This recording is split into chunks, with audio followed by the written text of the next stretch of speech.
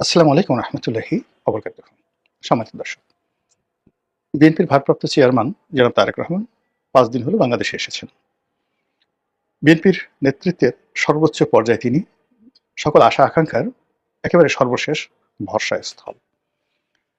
তাকে কেন্দ্র করে বিএনপির যারা নেতাকর্মী তাদের আশা আকাঙ্ক্ষা আকাশচুম্বী এবং তার কাছে বিএনপির লোকজন ম্যাজিক্যাল জাদুকরী কিছু আশা করছে যে তিনি এলে দল সুসংগঠিত হবে, তিনি এলে দেশে শান্তি প্রতিষ্ঠিত হবে এবং তার কারণে বাংলাদেশের রাজনীতিতে একটি ভারসাম্য তৈরি হবে। এমনকি তার যারা বিরোধী পক্ষ আওয়ামী লীগ তারাও মনে করছে যে তারেক রহমান সাহেব এলে আওয়ামী লীগের জন্য ভালো হবে। অন্যদিকে তার যারা প্রতিপক্ষ জামাত তারা মনে করছে যে না, তারেক রহমান সাহেব এসছেন, তো সেক্ষেত্রে এখন সে আনে লড়াই হবে, এরকম একটি অবস্থা। দ্বিতীয়ত আমাদের যে প্রশাসন যন্ত্র, রাষ্ট্রযন্ত্র, রাষ্ট্রের মেধাবী যারা লোকজন রয়েছেন, বুদ্ধিজীবী, সাহিত্যিক, সাংবাদিক, প্রায় সবাই চমকিত হয়েছেন তারেক রহমান সাহেবের বাংলাদেশে আসার একেবারে হঠাৎ সিদ্ধান্ত। তিনি যেভাবে নাটকীয় কায়দায় ঘোষণা করলেন যে তিনি ২৫শে ডিসেম্বর তারিখে বাংলাদেশে আসবেন, তখন 99.99% লোক তারা সবাই বলেছেন যা না, শেষ পর্যন্ত আসবে না, এর মধ্যে যে কোনো একটা দুর্ঘটনা ঘটবে, যে কোনো একটা অবস্থা তৈরি হবে, তারপরে উনি আসা বাদ দিবেন। বিশেষ করে হাদির নির্মম হত্যাকাণ্ড যখন ঘটলো এবং তারপরে যখন পরিবেশ পরিস্থিতি আরও উত্তাল হয়ে পড়লো, সবাই মনে করলো যে তিনি হয়তো আসবেন না। আবার তিনি যখন জিদ ধরলেন যে না তিনি আসবেনই, তখন অনেক আশঙ্কা করলো যে হাদির মতো আরেকটি দুর্ঘটনা ঘটতে পারে এবং লোকজন বলা শুরু করলো টার্গেট কে হতে পারে। একেবারে কয়েকজনের নামই বলে দেওয়া হলো যে এই লোক পরবর্তী টার্গেটে তাদেরকে আততায়ীরা হত্যা করবে, আর হত্যা করার পর সারা বাংলাদেশ উত্তাল হয়ে পড়বে, তারপর তারেক রহমান সাহেব আসবেন না। কিন্তু তিনি এলেন এবং বিরচিত নায়কোচিত কায়দায় এলেন। তার দলের যারা লোকজন আছে তারা তাকে বরণ করে নিল ঐতিহাসিক সংবর্ধনার মাধ্যমে। তিনি ফিরলেন কৃতজ্ঞ চিত্তে ১৭ বছর পর দেশের মাটিতে পৌঁছে। যতটুকু আবেগ দেখানো দরকার, যতটুকু ভদ্রতা দেখানো দরকার, কৃতজ্ঞতা দেখানো দরকার, বিনয় দেখানো দরকার, এখনো পর্যন্ত তার কোনো ঘাটতি আমরা দেখিনি। তার হাঁটা চলার মধ্যে বিনয়ী ভাব, চাহনিতে নম্রতা, ভদ্রতা এবং কৃতজ্ঞতা, এবং একই সঙ্গে তিনি কথা কম বলেন।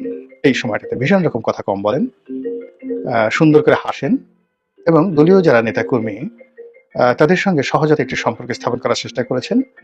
এরবারে যেটা হয়েছে সেটা হলো যে তিনি কারো সমালোচনা করেননি, নিজের যে রিগ্রেট সেই রিগ্রেট তিনি প্রদর্শন করেননি, কারো বিরুদ্ধে বিষোদ্গার করেননি, কাউকে গালিগালাজ করেননি, প্রতিহিংসা তিনি চরিতার্থ করেননি।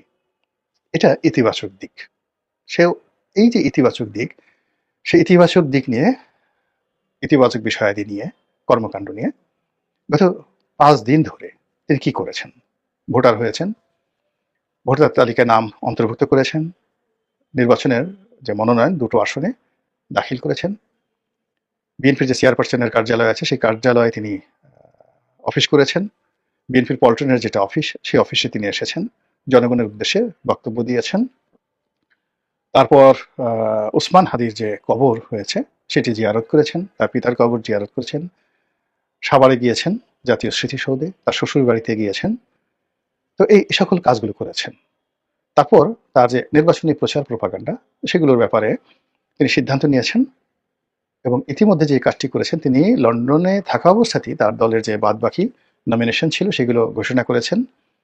দলের যে সকল লোকজন যাদের সঙ্গে তারা জোট করবেন এই সিদ্ধান্ত তিনি দেশের মাটিতে পা রাখার আগেই দিয়ে দিয়েছেন। যেমন আন্দালিব রহমান পার্থ, নুরুল হক নুরু, জুনায়েদ সাকি, তারপর ববি হাজ্জাজ, এদেরকে অন্তর্ভুক্ত করা, এদের সঙ্গে ঐক্যজোট করা, রাশেদকে, নুরুল হক নুরুর যে সেক্রেটারি তাকে দলে ঢুকানো, ইত্যাদি নানা রকম। রেদওয়ান আহমেদ এলডিপির সাধারণ সম্পাদক, তাকে বিএনপিতে যাকে বলা যোগদান করার এই কাজগুলো যেগুলো স্পর্শকাতর, বিতর্ক হতে পারে, তার বর্তমানে এই জিনিসগুলো হলে হয়তো অনেকে বিতর্ক করতো, কিন্তু এই কাজগুলো তিনি বাংলাদেশে পা রাখার আগেই এই কাজগুলো করে ফেলেছেন। তো কাজেই এখন পর্যন্ত আপনি যদি দেখেন যে তার প্রায় সব কর্মকাণ্ডই যুক্তিযুক্ত, সায়েন্টিফিক এবং যাকে বলা হয় নিয়মতান্ত্রিক, নিয়মের মধ্যে থেকে তিনি এই কাজগুলো করেছেন। এখন প্রশ্ন হলো যে তিনি এই যে সামনের যে দিনগুলো বা যে সময়গুলো রয়েছে, সেই সময়গুলোতে তার এই নিয়মতান্ত্রিকতা, তার ধারাবাহিকতা, তার এই ভদ্রতা সবকিছু মিলিয়ে তিনি কি কাঙ্ক্ষিত মাকামে বা গন্তব্যে পৌঁছাতে পারবেন কিনা, বিজয়ী হতে পারবেন কিনা এবং প্রধানমন্ত্রী হতে পারবেন কিনা। এখানে একটা কথা বলতে হয়, আপনি যদি বিএনপির অতীত ইতিহাস দেখেন তাহলে বিএনপিকে বলতে হবে সৌভাগ্যের বরপুত্র। তারা যে কয়বার ক্ষমতায় এসেছে, নিয়তি তাদেরকে ক্ষমতা এনে দিয়েছে এবং সেই ক্ষমতাগুলো যে কয়বারই আসছে তারা কখনো কল্পনা করেনি তারা ক্ষমতায় আসবে, আউট অফ দেয়ার ইমাজিনেশন। কিন্তু যে কয়বারই আবার তারা চিন্তা করেছে তাদের ক্ষমতা আসা উচিত, তারা ক্ষমতায় আসবে বা তারা চেষ্টা করেছে, প্রায় সব ক্ষেত্রে তারা নিয়তির হাতে পরাজিত হয়েছে। যেমন ধরুন ৭৫-এর ১৫ই আগস্টের পর যে ঘটনাপুঞ্জি, পুরো নভেম্বরের ৭ তারিখ পর্যন্ত জিয়াউর রহমান সাহেব স্বপ্নেও কল্পনা করেননি he is going to be the president of the Bangladesh, people's republic of Bangladesh. কিন্তু নিয়তি, সৌভাগ্য তাকে এমনভাবে করে দিয়েছে যে পুরো বাংলাদেশের মানুষ যেটা কল্পনা করতে পারেনি তিনি সেটা হয়ে গেছেন। আবার তার শহীদ হওয়া, মৃত্যু হওয়া এটাও মানুষ কল্পনা করতে পারেনি, কিন্তু সেই ঘটনাগুলো ঘটে গেছে। পরবর্তীতে যখন শহীদ প্রেসিডেন্ট জিয়াউর রহমান মারা গেলেন, জাস্টিস সত্তার ক্ষমতায় এলেন।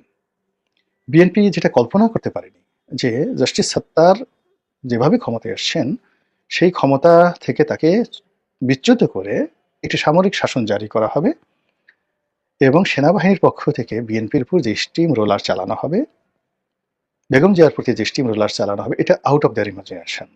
তাহলে দেখুন, তারা যেটা কল্পনা করেনি সেটাই তাদের জীবনে ঘটেছে, আর তারা যেটা আশা করেনি সেটাই আল্লাহ রাব্বুল আলামিন তাদের জীবনে দিয়েছে।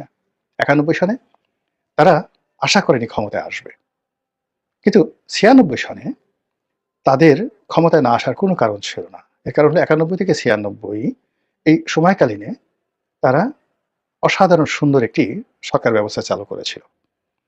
ইট ওয়াজ এ ফ্যান্টাস্টিক গভর্নমেন্ট ৯১ থেকে ৯৬ বেগম জিয়ার নেতৃত্বে।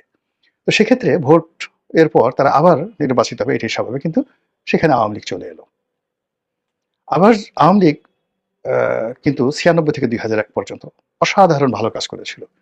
৯১ থেকে ৯৬ বেগম জিয়া যে কাজ করেছিলেন তার সাথে অনেক অনেক ভালো কাজ করেছিলেন শেখ হাসিনা। ফলে কি হলো, ২০০১ সনের নির্বাচনে শেখ হাসিনার পরাজয় হবে এটা বিএনপি কল্পনাই করতে পারেনি। কিন্তু পর্দার আড়ালে কিছু খেলাধুলা, বিভিন্ন আন্তর্জাতিক চক্র, দেশি বিদেশি আমলাতন্ত্র, এই যে পলিসি, এই পলিসিগুলো বিএনপির অজান্তেই এমনভাবে হয়েছে যে সৌভাগ্য বিএনপির পায়ের কাছে এসে ধরা দিয়েছে। ২০০১ সনের নির্বাচনে বিএনপি ক্ষমতায় এলো। কিন্তু ২০০১ থেকে ২০০৬ পর্যন্ত তারা ক্ষমতা চালানোর পরে তারা কিন্তু প্রাণান্ত চেষ্টা করেছিল, মেটিকুলাস ডিজাইন করেছিল, তারা ১৫ ফেব্রুয়ারি নির্বাচন করেছিল। বিভিন্ন সময়টাতে তারা যে চেষ্টা চরিত করেছে ক্ষমতা আসার জন্য, এবং তারা যেভাবে ক্ষমতা আসার বাগান সাজিয়েছিল 100% সব ক্ষেত্রে তারা পরাজিত হয়েছে, অপমানিত হয়েছে, লাঞ্ছিত হয়েছে, দুর্ভোগ এবং দুর্দশার কবলে পড়েছে। এই হলো ইতিহাস। তাহলে আমরা যদি একটা ক্যালকুলেশনে আসি, আপনি দেখবেন যে নিয়তি এমন একটা ব্যাপার, আপনার জীবনে সেই ঘটনাই বারবার ঘটবে।